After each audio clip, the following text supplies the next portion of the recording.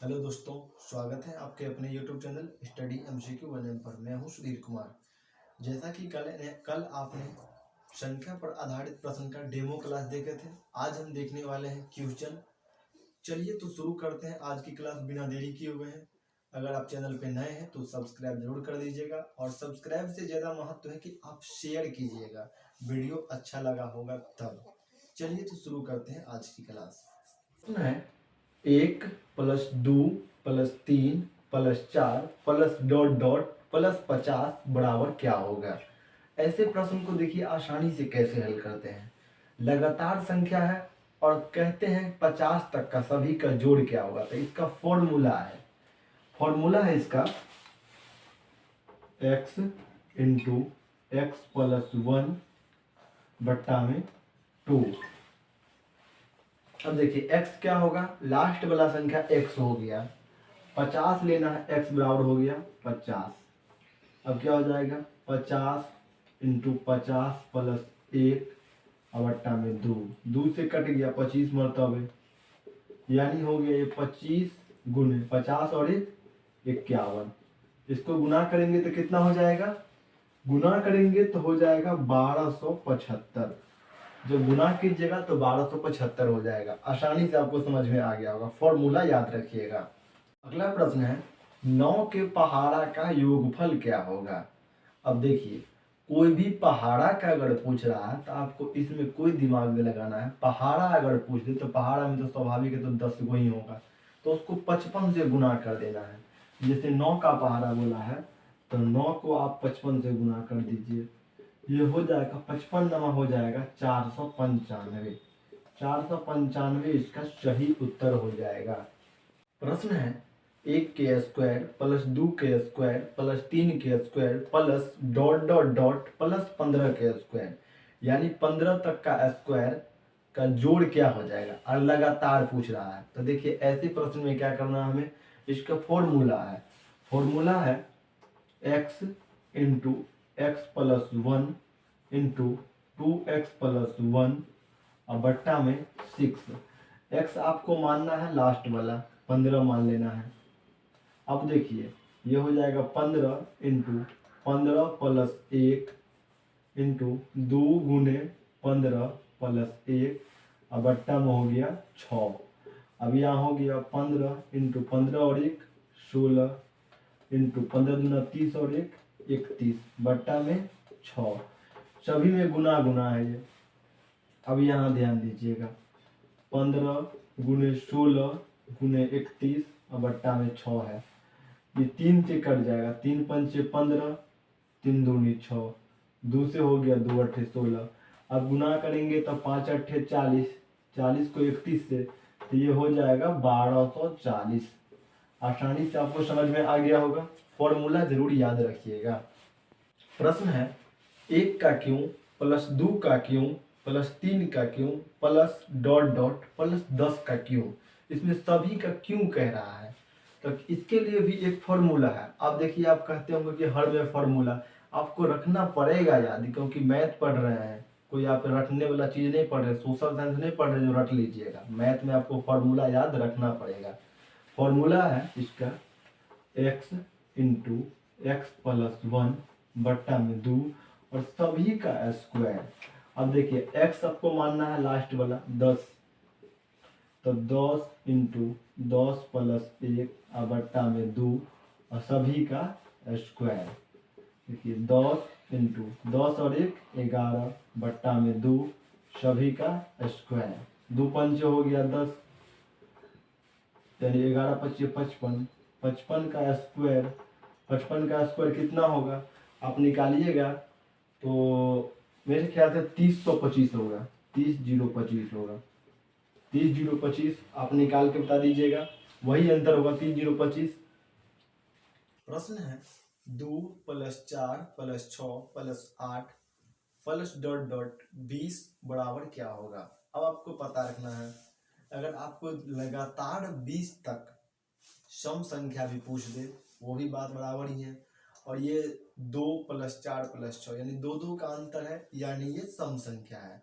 तो सम संख्या के लिए फॉर्मूला क्या है, सम संख्या के लिए फॉर्मूला है n इंटू n प्लस 1, जहां n बट्टा में 2 हो। यानी पहले आपको n बट्टा 2 निकालना पड़ेगा, n बराबर, ठीक है। तो आपको n बराबर n निकालना है। लास्ट संख्या क्या है 20, तो 20 बट्टा में 2, यानी n क्या हो गया, n हो गया 10। अब आपको निकालना है 10 इंटू 10 प्लस 1, यानी 10 गुने 11 हो गया, आंसर हो गया 110। अगर इसी में अगर आपको पूछ देगा कि लगातार 10 सम संख्या का योग, तो वो भी निकालना आपको कितना, लगातार 10 सम संख्या का, तो 10 गुने 11। लेकिन इसी में अगर पूछ देगा कि लगातार 20 तक का, 20 तक पूछ रहा है ना, यानी 20 तक की सम संख्या का योग, तो n इंटू n प्लस 1, जहां n बट्टा 2 के फॉर्मूला पे। अगला प्रश्न है लगातार 5 विषम संख्या का योग क्या होगा। अब विषम संख्या बोल दिया, लगातार 5 विषम संख्या। सम संख्या तो वो होता है जो 2 से कटने वाला संख्या हो, लेकिन विषम संख्या जैसे 1 3 5 7, तो विषम संख्या अगर पूछ दे, लगातार पूछ रहा है, तो 5 को पूछा तब 5 का डायरेक्ट स्क्वायर कर दीजिए। 5 का स्क्वायर क्या हो जाएगा 25।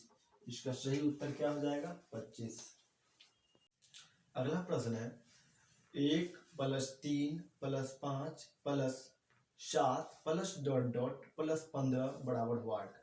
यानी ये भी एक विषम संख्या है। इसमें कहेगा आपको इसका योग निकालना है, तो इसके लिए आपको फॉर्मूला लिखना पड़ेगा, क्योंकि आपको पहले विषम संख्या निकालना पड़ेगा। तो इसका फॉर्मूला आपको n प्लस 1 बट्टा में 2 इसका स्क्वायर।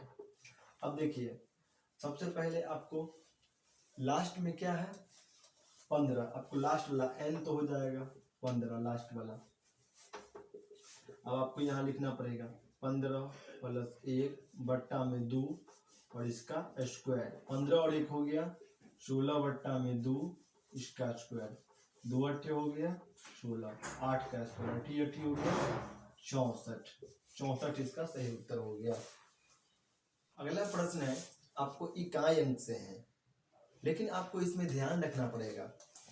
अगर इकाई अंक जैसे मान लीजिए 25 है, इस प्रकार के अगर प्रश्न जैसे इकाई अंक 0 1 2 0 1 5 और 6, 4 को याद रखना है 0 1 5 और 6।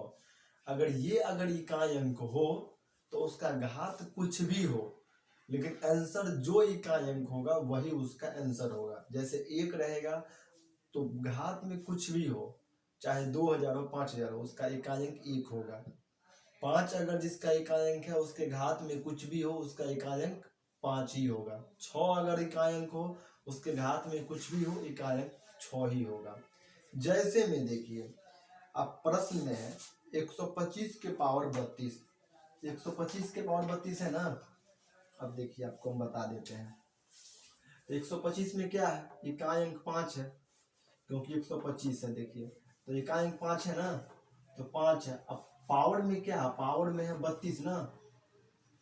अब देखिए वैसे तो इकाई अंक 5 है, लेकिन पावर 32 है, तो 32 में हमें 4 से भाग देना है। 4 अट्ठे हो गया 32।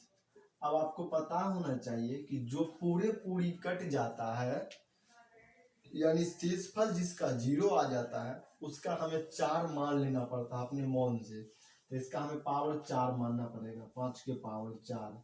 अब लिखेंगे हम 5 को 4 बेर, 5 को हम 4 बेर लिखेंगे तो 5 25, 25 25 125। फिर देखिए 5 25 5, 5 25 5, फिर 5 25 5, यानी लास्ट में 5 ही बचता है। अभी आपको हम बताए थे कि 0 1 5 और 6 अगर ऐसा इकाई अंक वाला प्रश्न आएगा तो उसका आंसर वही का वही होगा, क्योंकि 5 इकाई अंक है तो उसका 5 ही आया। समझ गए। प्रश्न है 3457 के पावर 153 का इकाई अंक क्या होगा। 3457 की पावर 153। अब देखिए 3457 दिख रहा है आपको, तो 3457 इससे तो कोई मतलब नहीं, इसका इकाई अंक तो ये है 7। अब देखिए 7 के पावर है 153।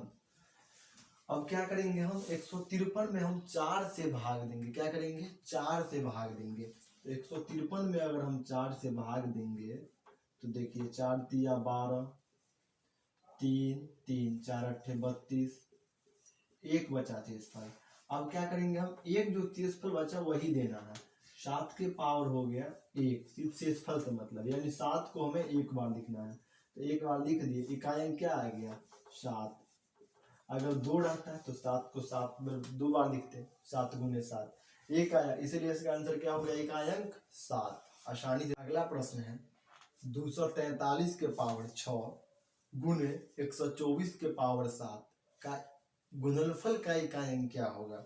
अब देखिए इसको क्या करना है, सबसे पहले 243 में क्या है 3 है इकाई अंक, इसका पावर 6 है, और गुने में 124 में क्या है 4 है, और उसका इकाई अंक क्या है, ऐसे 4 है इकाई अंक, और उसके पावर में क्या है 7 है।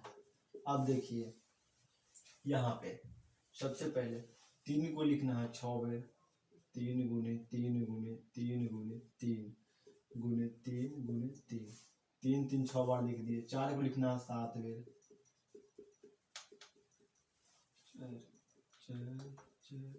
4 हो गया ना, 1 2 3 4 5 6 7।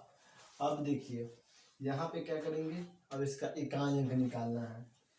अब देखिए हम गुना करेंगे, 3 तिया 9, 9 आया इकाई अंक, 9 तिया 27, 7 हो गया, 7 तिया 21, 1 हो गया, 1 तिया 3, 3 तिया 9, 9 चौक 36, 6 चौक 24, 4 चौका 16, 6 चौक 24, 4 चौका 16, 6 चौक 24, 4 चौका 16। देखिए लास्ट वाला ले रहे हैं तो उसका इकाई अंक क्या आ गया, जो सबसे लास्ट में आया वो इकाई अंक हो गया। इकाई अंक क्या आ गया, इकाई अंक किसका आ गया 6। समझ में आपको आ गया होगा, थोड़ा सा आसानी से देखिएगा, समझ में निश्चित आ जाएगा। इस प्रश्न को हम एक और तरीका से भी हल कर सकते हैं। एक तो हम ऐसे लंबा कर दिए, 4 से तो भाग दे भी नहीं किए थे। अब देखिए जैसे 243 में 3 के पावर 6 है, और गुने 124 में 4 के पावर 7 है। अब देखिए 6 में तो हमें 4 से भाग देना था ना, तो 4 से भाग देंगे, 4 एकम 4, 2 बचेगा शेषफल, 3 के पावर 2 हो गया।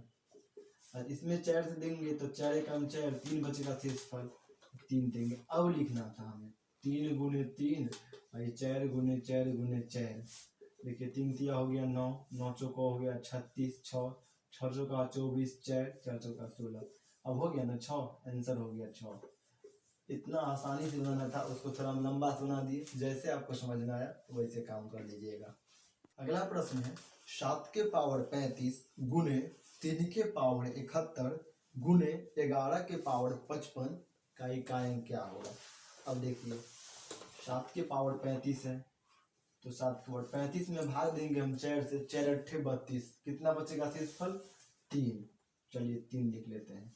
उसके बाद क्या है, उसके बाद 3 के पावर 71, तो 3 71 में 4 से भाग देंगे, 17 चौका 68, फिर बचेगा क्या शेषफल 3। उसके बाद है 11 के पावर 55, तो 11 के पावर 55 में 4 से भाग देंगे तो 13 चौका 52, यानी फिर बचेगा शेषफल 3। अब इसको हमें सबको गुना कर लेना है, 7 गुने 7 गुने 7, फिर 3 गुने 3 गुने 3, 11 गुने 11 गुने 11। ये हो गया 7 सत्ते 49, 9 9 सत्ते 63, 3 3 तिया 9, 9 तिया 27, 7 तिया 21, 11 एकम 1, 11 एकम 1, 11 एकम 1, यानी इसका आंसर क्या हो जाएगा, इसका आंसर हो गया 1। इसका इकाई अंक हो गया, आसानी से आपको दिमाग में घुस रहा होगा।